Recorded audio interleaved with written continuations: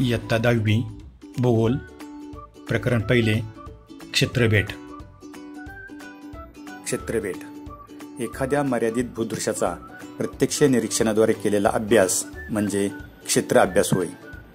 आपण जिथे राहतो त्याच्या लगतच्या परिसरास प्रत्यक्ष भेट देऊन तेथील प्राकृतिक व सांस्कृतिक घटकांचे निरीक्षण करणे तसेच सर्वेक्षणाद्वारे संकलित केलेल्या माहितीच्या आधारे त्या क्षेत्राचा अहवाल तयार करणे क्षेत्र अभ्यासात अपेक्षित आहे.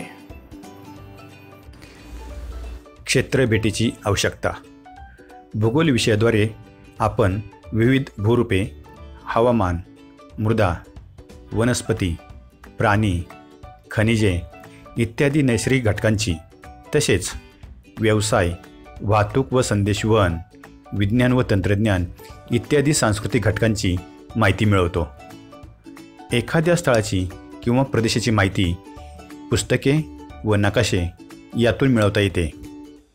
एखाद्या क्षेत्रास म्हणजेच एखाद्या नैसर्गिक घटकास किंवा सांस्कृतिक घटकास भेट देऊन आपणास प्रत्यक्ष ज्ञान मिळते. नकाशात दाखविलेल्या प्रदेशाची आपण केवळ कल्पना करू शकतो, परंतु प्रत्यक्ष भेटीतून तेथील वस्तुस्थिती कळते. क्षेत्रबेटीचे महत्त्व.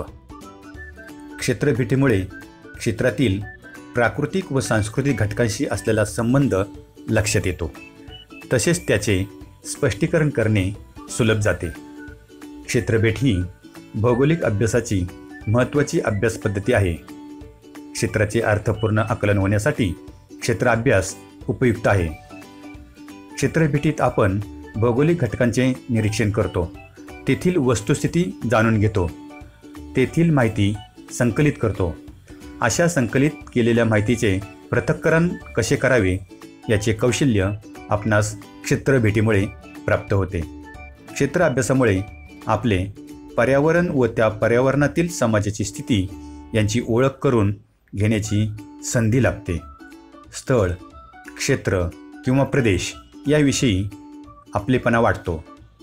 क्षेत्र अभ्यासामुळे वेगवेगळ्या प्रदेशातील पर्यावरणाची तुलना करण्याचे कौशल्य वाढत जाते. क्षेत्र निवड करताना विचारात घ्यावे लागणाऱ्या बाबी. 1. क्षेत्रबेटीसाठी एखादे क्षेत्र निवडताना आपण आपल्या क्षेत्रबेटीचा उद्देश आणि उद्दिष्ट निश्चित केले पाहिजे. 2. निवडलेले क्षेत्र नैसर्गिक क्षेत्र आहे की सांस्कृतिक क्षेत्र आहे याची आपणास पूर्वकल्पना असावी लागते. 3. क्षेत्र अभ्यासासाठी आपण किती वेळ देऊ शकतो, क्षेत्रापर्यंत जाण्या येण्यासाठी कोणती वाहतुकीची साधने आहेत याचा विचार करावा लागतो.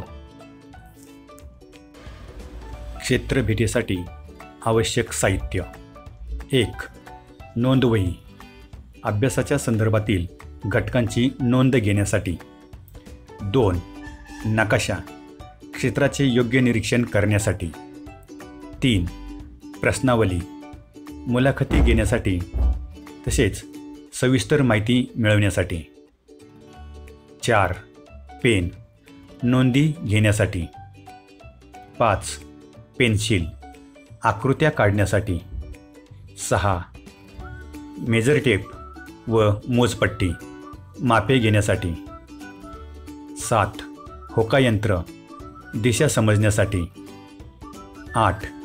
पिशवी, विविध वस्तू व पदार्थ यांचे नमुने गोळा करण्यासाठी. 9.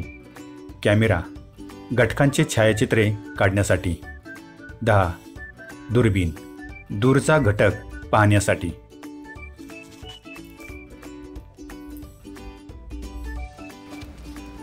कारखान्यास भेट देण्यासाठी प्रश्नावली. 1. कारखान्याचे नाव काय? 2. कारखान्यात कोणकोणत्या प्रकारच्या वस्तूंचे उत्पादन होते? 3. कारखान्यातील वस्तूंच्या उत्पादनासाठी कोणत्या कच्च्या मालाची आवश्यकता आहे? 4. हा कच्चा माल कोठून पुरवला जातो? 5. कच्च्या मालाचे स्वरूप काय आहे? 6. कारखान्यात तयार होणारा पक्का माल कोणकोणत्या बाजारपेठेत विक्रीसाठी पाठवला जातो? 7. कारखान्यात काम करणाऱ्या कामगारांची संख्या किती आहे? त्यातील स्त्री पुरुष कामगार संख्या, कुशल अकुशल कामगार संख्या किती आहे?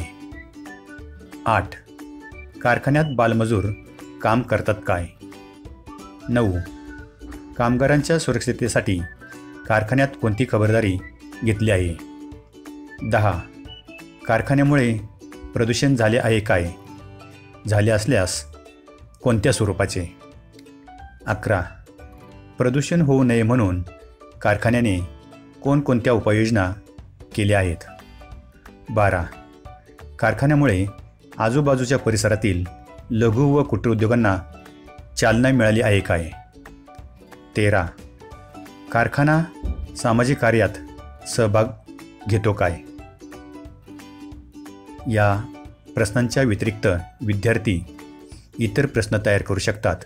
तसेच क्षेत्रभेटीनुसार प्रश्नरचनेमध्ये बदल करावेत. क्षेत्रभेटीदरम्यान कचऱ्याचे व्यवस्थापन. 1. क्षेत्रभेटीदरम्यान क्षेत्रात पडलेला कचरा गोळा करण्यासाठी मोठ्या आकाराच्या पिशव्या बरोबर घेऊ. 2. क्षेत्रभेटीत प्लॅस्टिक कॅरी बॅगऐवजी कापडी किंवा कागदी पिशव्यांचा वापर करू. 3. निर्माण झालेला कचरा कचरा पेटीतच टाकू व बाहेर सांडणार नाही याची काळजी घेऊ. 4. कुजणारा, न कुजणारा, विषारी व घातक कचरा एकत्र न करता वेगवेगळ्या पिशव्यात किंवा डब्यात ठेवू. 5. क्षेत्रातील परिसर स्वच्छ ठेवण्याचा प्रयत्न करू. 6. स्थानिक स्वराज्य संस्थांच्या नियमांचे पालन करू व स्वच्छता कार्यास हातभार लावू. या व्यतिरिक्त विद्यार्थी आपले ज्यादा विचार मांडू शकतात.